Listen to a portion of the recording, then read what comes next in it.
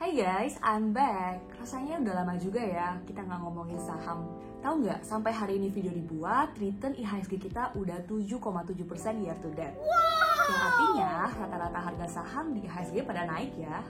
Nah, yang pengen aku bahas hari ini adalah saham anomali yang malah mencatatkan return negatif, tepatnya minus 34% year to date. Saham apakah itu? Yap, Bukka.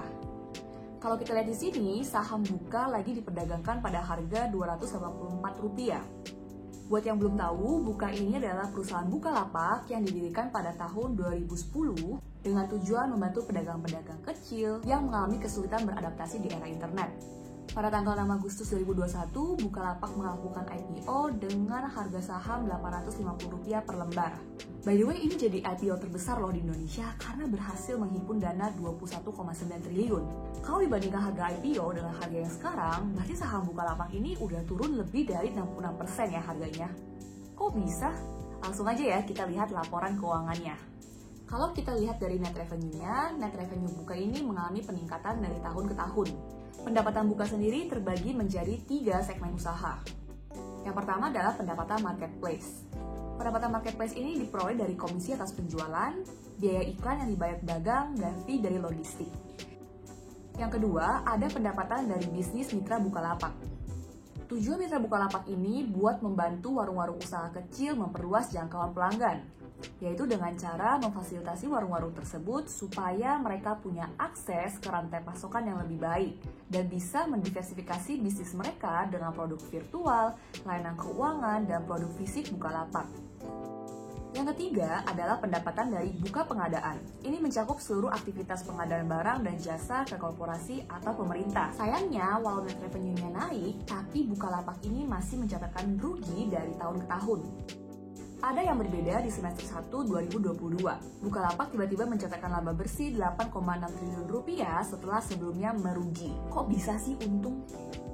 Ternyata laba itu bisa terwujud terutama karena hasil laba nilai investasi mark to market dari BBHI. Jadi ini bisa dibilang masih laba di atas kertas ya, kecuali nanti Bukalapak beneran menjual saham BBHI-nya. Terus gimana dong prospek Bukalapak ke depan? Kalau kita ngomongin dari segi marketplace, to be honest, Bukalapak ini masih kalah saing sama e-commerce lainnya. Dari data Statista, jumlah pengunjung marketplace Bukka berada di peringkat 4 setelah Tokopedia, Shopee, dan Lazada. Sebagai strategi marketing, tahun ini Bukalapak menunjuk Oppa Korea ini, Song Joong Ki, untuk menjadi brand ambassador-nya.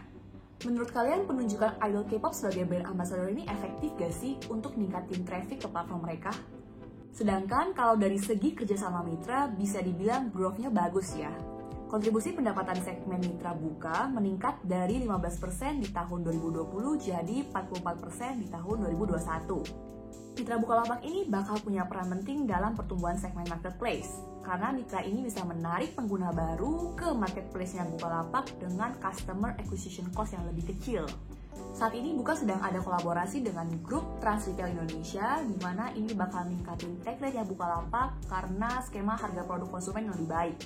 Selain itu, Bukka juga saat ini fokus menyediakan produk virtual dan layanan keuangan, di mana produk-produk tadi biasanya punya frekuensi transaksi yang lebih tinggi, dan ini juga bakal meningkatkan take rate Bukalapak. Harapannya kerjasama Bukalapak dan perusahaan-perusahaan lain bisa ngasih banyak value added ya ke bisnisnya.